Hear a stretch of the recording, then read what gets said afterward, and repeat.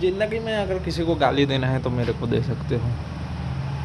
और ज़िंदगी में अगर आप फ्रस्ट्रेशन महसूस हो रहा है, फ्रस्ट्रेटेड हो, तो आप मेरे को गाली दे सकते हो। आउटसाइड नॉइस को छोड़ो और गाली दो दोस्तों, क्योंकि मैं हमेशा की तरह फिर इस बार रेगुलर नहीं हो पाया हूँ। लगभग 1 हफ्ता से ज़्यादा हो गया, 9-10 दिन लगातार बीत गए और मैं फिर से रेगुलर वीडियो नहीं बना पाया। लगता है कोई आ रहा है, रुको रुको।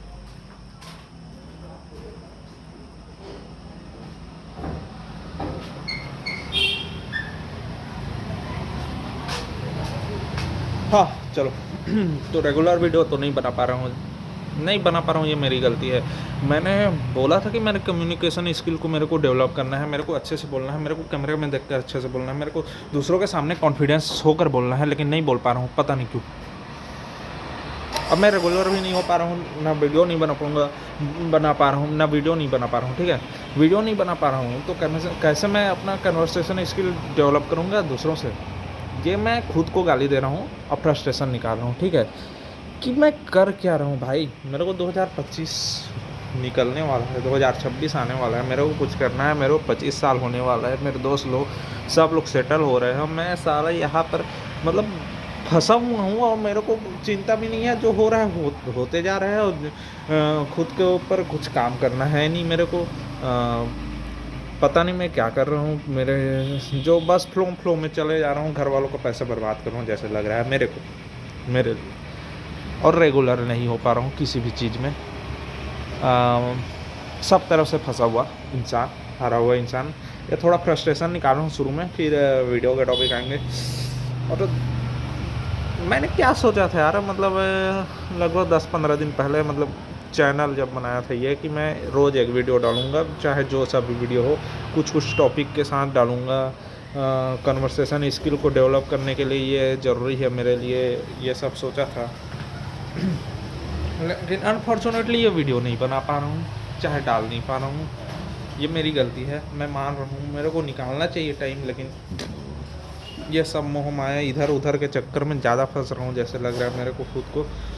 तो पता नहीं क्या हो रहा है दोस्तों मेरे साथ। पता नहीं क्या, मतलब ये मेरी ही गलती है। अपने पैरों पे कुल्हाड़ी मारना, मतलब दोनों हाथों में कुल्हाड़ी पकड़ा हूँ, ऐसे दोनों पैरों को मार रहा हूँ जैसे लग रहा है। क्या हो रहा है मेरे को पता नहीं। बैकग्राउंड को छोड़ो, आसपास को चल रहा है जो चल रहा है, ठीक है। अपने लाइफ से हारा हूँ जैसे लग रहा है आज तो पहली बार। मतलब इतना इरेगुलर कैसे हो सकता हूँ भाई? मैं बोला था यार कि रोज़ एक वीडियो बनाऊँगा, मेरा कन्वर्सेशन स्किल को डेवलप करूँगा, दूसरों के साथ बात करने में मेरे को झिझक होती है, उस झिझक को मेरे को दूर करना है। ये सब मैं सोचा था लेकिन नहीं कर पाया। अनफॉर्चुनेटली मैं वीडियो रेगुलर नहीं बना पाया। कम से कम वीडियो बनाता, उसे रोज़ देखता तो उससे कुछ ना कुछ सुधार लाता। लेकिन नहीं, तू वीडियो ही नहीं बनाएगा, तू अपने आप में मेहनत ही नहीं करेगा, तो कहाँ से होगा भाई? कहाँ से तेरा डेवलपमेंट होगा कि कुछ होगा? ये मेरे को समझ नहीं आ रहा है। इंग्लिश बोलनी सीखनी है तेरे को बहुत कुछ करना है। अभी तू कुछ किया ही नहीं है ज़िंदगी में। इंग्लिश बोलना है तेरे को, हाँ, कार भी चलानी सीखनी है तेरे को, एक अच्छा मैन बनना है, समझ रहा है? तू बॉय है, तेरे को किसी के छत्र छाया में नहीं रहना है, अंधा पैसा कमाना है। तो कैसे होगा भाई बता? ऐसे करने से थोड़ी होगा। मैं अपने आप को गाली देना डिज़र्व करता हूँ, ठीक है। ऐसे करूँगा तो नहीं हो पाएगा, मुझे भी पता है। शुरू 5 मिनट तो गाली में निकल गया दोस्तों। मैं बहुत बड़ी गलती कर चुका हूँ, सच में बता रहा हूँ। मतलब ये सब नहीं करना चाहिए।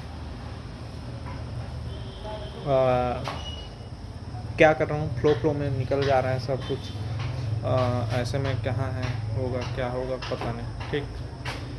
तो पता करना पड़ेगा बहुत जल्द। तो खैर मेरी गलती है। अब से आई प्रॉमिस यार, अब से मैं रेगुलर वीडियो बनाऊँगा, एक वीडियो बनाऊँगा। कुछ चल रही है बाहरी प्रेशर में नहीं आना है। मतलब लाइफ में तो बहुत कुछ चीज़ें चल रही हैं जो इफेक्ट कर रही हैं, है ना। तो उस प्रेशर में नहीं आना है, मेरे को सेल्फ डेवलपमेंट में काम करना है और अच्छे से वीडियो बनाना है और कैमरे में देखकर कॉन्फिडेंस के साथ किसी को बोलना है, किसी से बात करना है। इसलिए मेरे वीडियो बनाने का ये पर्पस है, सीधी सी बात, नो बकवास।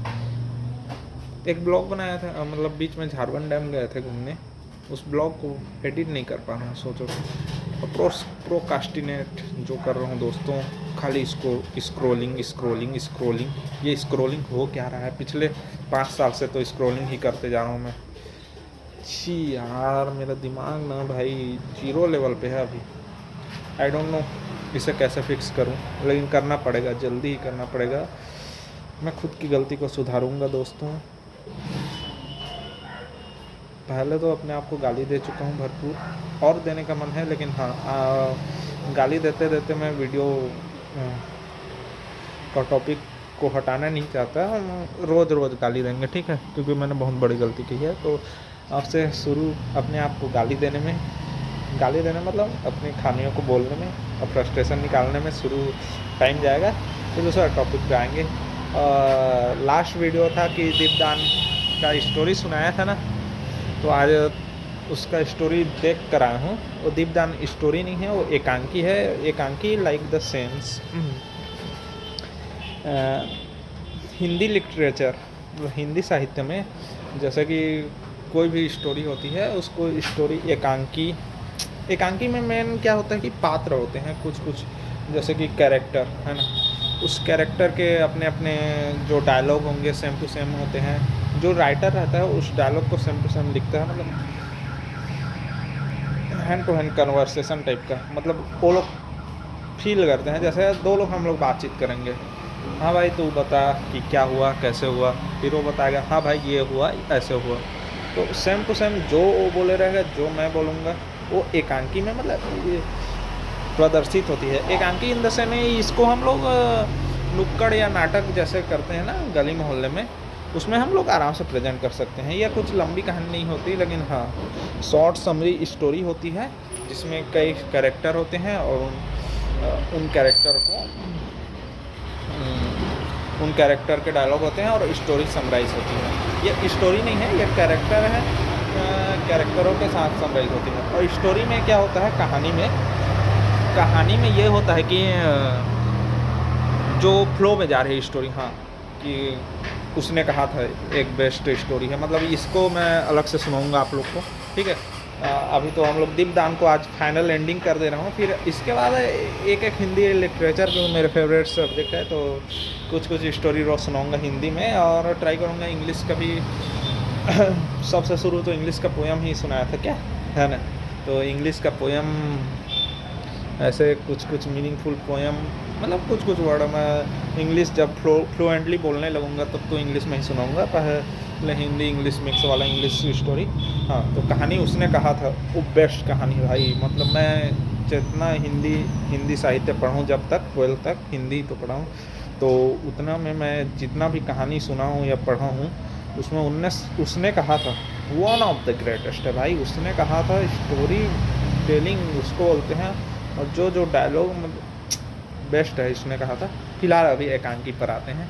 एकांकी है दीपदान, वो एकांकी है। मैं स्टोरी बोल रहा था पिछले 2-3 वीडियो से, उसमें क्या हुआ था, और पिछले वीडियो में बताया था कि हाँ ये हुआ था।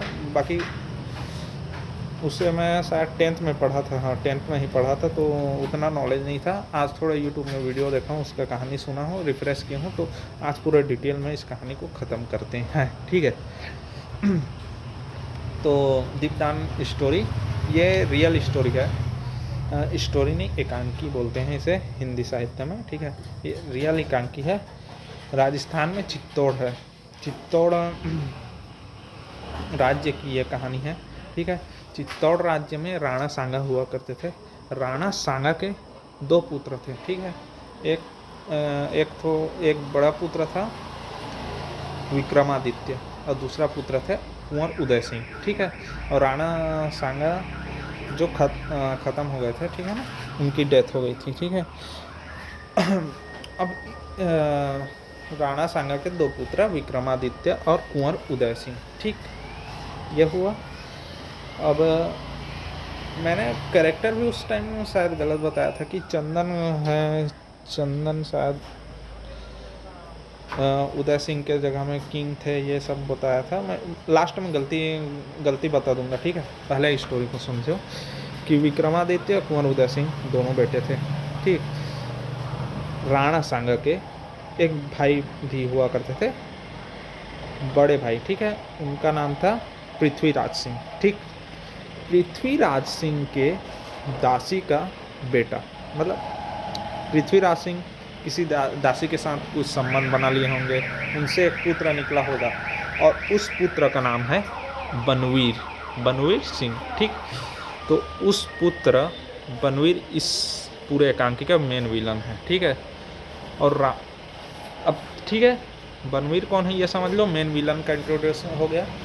कुंवर उदय सिंह और क्या होता है विक्रमादित्य। विक्रमादित्य क्या था कि वो बड़ा बेटा था राणा सांगा का, लेकिन हाँ उसे कुछ इंटरेस्ट नहीं था ऐसे राजपाट ये सब करने में, ठीक है। क्योंकि अभी चित्तौड़ का राज्य है, बहुत बड़ा राज्य है चित्तौड़, उस राज्य को संभालने वाला भी तो चाहिए, उसका उत्तराधिकारी अभी नहीं है।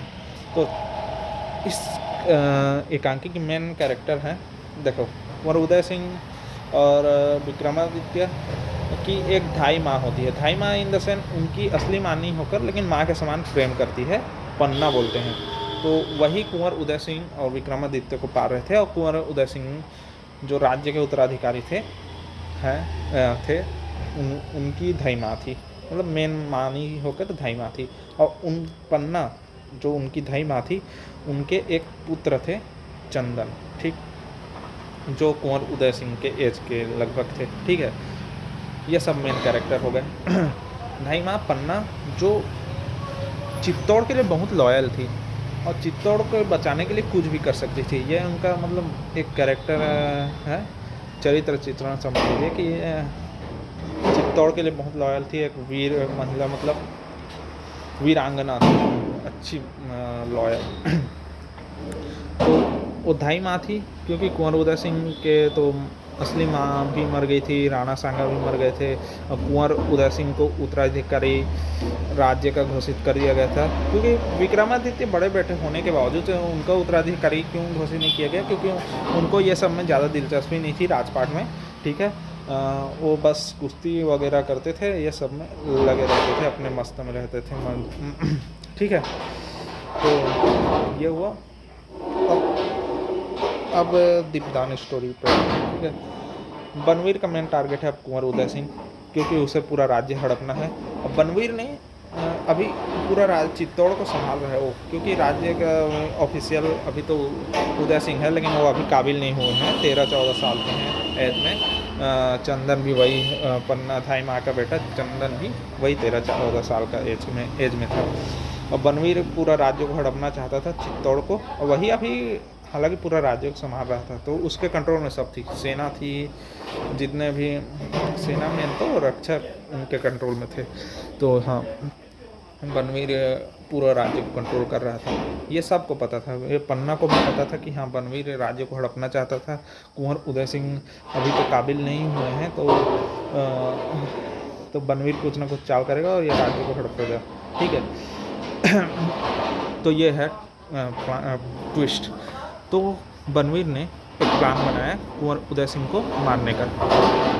देखो चित्तौड़ राज्य में दीपदान होता है। दीपदान क्या होता है, एक दिया होता है, ठीक है, उसे जलाते हैं और उसे नदी में बहाते हैं, इसे बोलते हैं दीपदान। यह उस राज्य में दीपदान कुंवर बोलता हूँ, सॉरी, बनवीर ने एक उत्सव मनाया, ठीक है, कि पूरा राज्य दीपदान उत्सव मग्न रहेगा। दीपदान का एक उत्सव मनाते हैं बोल के पूरा राज्य में ऐसे ही एक फंक्शन करवाया, ठीक है, ताकि पूरा राज्य बिजी हो जाए और कुंवर उदय सिंह को आसानी से मार सके। मेन टारगेट तो उसका कुंवर उदय सिंह था, ठीक है। तो कुंवर उदय सिंह को मारने के लिए बनवीर ने यह साजिश रची, ठीक है। हाँ, और दीपदान की स्टोरी थी ये, ठीक है। अब 2 मिनट क्यों अटक रहा हूँ पता नहीं। हाँ, तो इसमें दो कैरेक्टर को और इंट्रोड्यूस करता हूँ। एक कैरेक्टर है सोना एक समझो अच्छी खूबसूरत अप्सरा थी नाचने वाली, जिसे बनवीर ने रेडी किया था। बनवीर की लड़की थी, मतलब कन्या थी समझो। उसका काम था कि किसी भी हाल में उदय सिंह को, कुंवर उदय सिंह को महल के बाहर, राज्य के बाहर लाना। ठीक है, महल, जो महल है ना, पन्ना का महल था, उस महल से उसे बाहर निकालना, ताकि उसे कुंवर उदय सिंह को आसानी से मार सके। लेकिन पन्ना ये ऐसी होने नहीं देती। उसका प्लान था कि कुंवर उदय सिंह, सोना के बहाने कुंवर उदय सिंह बाहर आ जाएगा, फिर बाहर में ही कुंवर उदय सिंह को मार देंगे। तो सोना जाती है, कुंवर उदय सिंह को रिझाने का प्रयास करती है। उदय सिंह भी थोड़ा भाग जाते हैं उनके हाथों में और जाने का जिद करते हैं। तब पन्ना उनको समझाती है कि तुम इस राज्य के अंश हो, मतलब फुल मोटिवेशन देती है कि अभी तुम्हारी ये सब करने की ज़रूरत नहीं है, राज्य को संभालना है, ये है, कुछ पाने के लिए कुछ करना पड़ता है, त्याग बहुत बड़ी ज़रूरत है। क्योंकि पन्ना जानती थी कि ये सोना अच्छी लड़की नहीं है, और सोना को बहुत खरी खोटी सुनाती है कि तुम देश के लिए ये कर रही हो, तुम्हें जान रही हो, तुम किसके आदमी है, ये सब मतलब पन्ना को पता था। पन्ना एक बहुत ईमानदार और अच्छी पूरा चित्तौड़ के लिए एकदम लॉयल महिला थी। ठीक है, और ऐसे करके वो सोना को भगा देती है। तो ये बनवीर का प्लान थोड़ा कैंसिल हो जाता है। अब प्लान में ट्विस्ट, विक्रमादित्य जो बड़ा बेटा है उसको भी मारेगा, उदय सिंह को मारेगा, तभी तो बनवीर उस राज्य का उत्तराधिकारी बनेगा। उदय सिंह मान रहा हूँ उत्तराधिकारी बन गया है, राज्य का उत्तराधिकारी है, लेकिन बनवीर, मान लो उदय सिंह भी मर गया तो विक्रमादित्य तो है राज्य को संभालने के लिए, तो वो राजा बन जाएगा। तो बनवीर ने विक्रमादित्य को मार डाला। हाँ, अब कैसे मारा उसका भी एक स्टोरी है कि बनवीर ने विक्रमादित्य को एक जगह अंतः नगरी, शायद अंतः नगर, अंतपुर ऐसी कुछ है, उसे याद नहीं आ रहा है। ठीक है, अंतः नगरी ऐसे क्या, अंतःपुर, ये वो जगह थी। ठीक है, वहाँ सिर्फ महिला लोग ही रहते थे, मतलब वहाँ पर मर्दों को जाने की इजाज़त नहीं थी। लेकिन वहाँ पर विक्रमादित्य कुछ काम से गए थे, तो वहाँ पर बनवीर ने विक्रमादित्य को दोस्त बड़ा भाई मानकर ऐसे धोखे से उसे मार दिया। बनवीर ने विक्रमादित्य को, जो राणा सांगा के बड़े बेटे थे, तो वो ख़त्म हो गई। हाँ, तो जहाँ अंतःपुर में रहती थी एक सामली एक महिला है, जो पूरा अंतःपुर का देखभाल करती थी, उसी के अंदर रहते थे सभी वहाँ की महिला लोग, वहाँ से मर्दों का जाना मना था। ठीक है, तो सामली भी चित्तौड़ के लॉयल थी, धायमा पन्ना के लिए भी लॉयल थी वो। तो सामली तुरंत गई पन्ना के पास कि उसने विक्रमादित्य को मार दिया है, अब कुंवर उदय सिंह को कभी बनवीर कभी भी मार सकता है। तो सामली ने पन्ना को ये सब बता दिया। ठीक है, यहाँ पर एक तीसरा कैरेक्टर, लास्ट कैरेक्टर आते हैं, कीरत है। कीरत एक क्या है कि महल के जितने भी झूठे मूठे पत्तल को, झूठे पत्तलों को उठाता था और बाहर फेंकता था, तो उसका कुछ इतना इम्पैक्ट नहीं था कि हाँ, मतलब साफ़ सफाई करने वाला महल का एक आराम से नौकर था। ठीक है, लेकिन वो भी चित्तौड़ के लॉयल था। चित्तौड़ के लॉयल कौन कौन थे? पन्ना, धायमा, ठीक है, सामली और कीरत, ये तीनों ने ही उदय सिंह की जान बचाई। आगे बता रहा हूँ कैसे। अब सोना को उसने भेज दिया, सोना जो बनवीर की लड़की थी उसको भेज दिया। ठीक है, धायमा ने। ठीक, फिर कुंवर उदय सिंह पन्ना धायमा से थोड़े नाराज़ हुए कि आपने मुझे जाने नहीं दिया, ये हुआ वो हुआ बोल के ये सो गए अपने कमरे में जाकर। ठीक है, अब लेकिन बनवीर को ये सब पता चला, सोना के साथ नहीं आई कुंवर उदय सिंह महल के बाहर, तो बनवीर ने महल के अंदर जाकर कुंवर उदय सिंह को मारने का प्लान किया। तो ठीक है, कुंवर उदय सिंह को मारने के लिए बनवीर गया सीधा महल के अंदर। अब सिक्योरिटी सब तो उसी के हाथ में, पूरा सिक्योरिटी, पूरा महल छानबीन पूरा चल रहा है, कौन आ रहा है कौन जा रहा है ये सब बनवीर को पता है।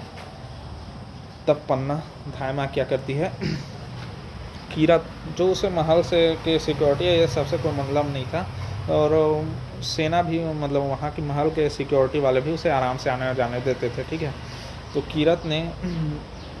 कीरत की एक बड़ी सी टोकरी होती थी। ठीक है, उस टोकरी में धाई माँ ने कुंवर उदय सिंह को सुला दिया, ठीक है। और किरत ने उसे पत्थरों में छिपाकर महल से बाहर निकाल दिया, मतलब ले गया कुंवर उदय सिंह को। इस प्रकार कुंवर उदय सिंह की तो जान बच गई। लेकिन हाँ, अब शामली बोली धाई माँ को, कुंवर उदय सिंह जी तो चले गए, ठीक है। अब वो आएगा किरत फिर देखेगा कि यहाँ पर तो कुंवर उदय सिंह नहीं है, फिर वो आपको भी मार देगा, सबको मार देगा। ऐसे में आप क्या करोगे? और कुंवर उदय सिंह भी बाहर में मारे ही जाएंगे, क्योंकि इतनी पकड़ तो है बनवीर की। तो यहाँ पर धाई माँ ने बहुत बड़ा एक सेक्रीफाइस किया। सेक्रीफाइस मतलब त्याग जिसे बोलते हैं, कि उसने कुंवर उदय सिंह की जगह अपने बेटे चंदन को सुला दिया। मतलब कुंवर उदय सिंह के कक्षा में कि चंदन को कुंवर उदय सिंह के गेटअप में बनाकर उसे सुला दिया। अब होना क्या था, बनवीर आया महल के अंदर, उसने थोड़ा नोक झोंक करी धाई माँ पन्ना से, और पन्ना भी कुंवर उदय सिंह से नोक झोंक करी। पहले मुंह में बोली कि तुम चित्तौड़ के लिए लॉयल नहीं हो, ये हो, तुम्हारी सब मंशा ये हो। तो गुस्सा गया बनवीर, और बनवीर से हाथापाई भी थोड़ी हुई पन्ना की। तब बनवीर ने अपना तलवार निकाला और चंदन के को 2 टुकड़े में कर दिया, ठीक है। ये सब देखकर पन्ना बेहोश हो गई, और यहीं पर स्टोरी का दी एंड हो जाता है, मतलब एकांकी का। मतलब कितनी त्याग और कितनी मोटिवेशनल एकांकी थी। मतलब हिंदी लिटरेचर, मतलब कोई भी लिटरेचर हो, कोई भी स्टोरी हो, कोई भी एकांकी हो, उसे एक बार पढ़ना चाहिए। इससे बहुत कुछ सीखने को मिलता है। पन्ना ने जिसे चित्तौड़ के पन्ना को समझो इसमें आप कि कितनी त्यागफुल नारी थी वो, कि उसने अपने बेटे का बलिदान दे दिया अपनी आंखों के सामने, जानते हुए कि उसका बेटा मरने वाला है, फिर भी अपने आंखों के सामने उसने अपने बेटे को मरवा दिया, सिर्फ चित्तौड़ के खातिर, कुंवर उदय सिंह को बचाने के खातिर। तो ये थी एकांकी, और ये फाइनल एकांकी थी। तो कैसी लगी मेरी स्टोरी टेलिंग एक बार बताना। थोड़ा लेट में हुआ, बीच बीच में अटक जा रहा हूँ, इसी को सुधारने के लिए तो ये सब कर रहा हूँ दोस्तों। हाँ, तो ये थी एकांकी। अब इसके बाद थोड़े टॉपिक पे आते हैं। लाइफ में क्या चल रहा है मेरे, वर्कआउट कर रहा है, क्या हो रहा है कुछ पता नहीं। मतलब इतना डाउनफॉल कैसे आ गया मैं भी समझ नहीं पा रहा हूँ भाई, क्या क्या हो रहा है जो। फिर भी चेहरे पे नकली सी स्माइल लेके बेशरमों की तरह घूम रहा हूँ। ऐसे नहीं होना चाहिए। थोड़ी स्टोरी टेलिंग लंबी हो गई है तो कुछ बोलने का मन नहीं कर रहा है, लेकिन हाँ बोलूँगा फिर भी। फुटबॉल और क्रिकेट से तो लगाव है ही। क्रिकेट में क्या हो रहा है भाई, जी एरा में तो सब खत्म हो रहा है भाई। टेस्ट कैसे हार रहे हैं यार, छी। और ऋषभ पंत का बैटिंग भी अच्छा नहीं, मतलब 2 मैच हो गया यार और ऋषभ पंत बनाया नहीं है, तो अभी थोड़ा बेकार लग रहा है मेरे को। क्रिकेट का बहुत बड़ा शौक़ है, ये तो आप लोग जान रहे हो। उससे ज़्यादा लाइफ में इतनी मची हुई है ना, इतनी क्या बोलूँ, क्या लाइफ है भाई, छी। मतलब क्या हो रहा है मेरे साथ कुछ नहीं पता। कुछ थोड़ा देर और बोलूँगा तो इमोशनल हो जाऊँगा। कल से कुछ टॉपिक लाऊँगा। मेडिसिन के बारे में भी आपको बताना है। मेडिसिन नहीं पढ़ रहा हूँ, इसलिए तो मेरे ऊपर गुस्सा आ रहा है ना। कुछ नहीं कर रहा हूँ, बस हो रहा है, यही सब हो रहा है। तो फ्रस्ट्रेशन प्लस दीपदान स्टोरी यही था आज का लिए। और ज़्यादा बोलूँगा तो मेरे आंखों से आंसू आ जाएंगे, इसलिए आज के वीडियो यहीं पर एंड करता हूँ। Thank you. और अब से रेगुलर वीडियो बनाऊँगा, ठीक। Thank you.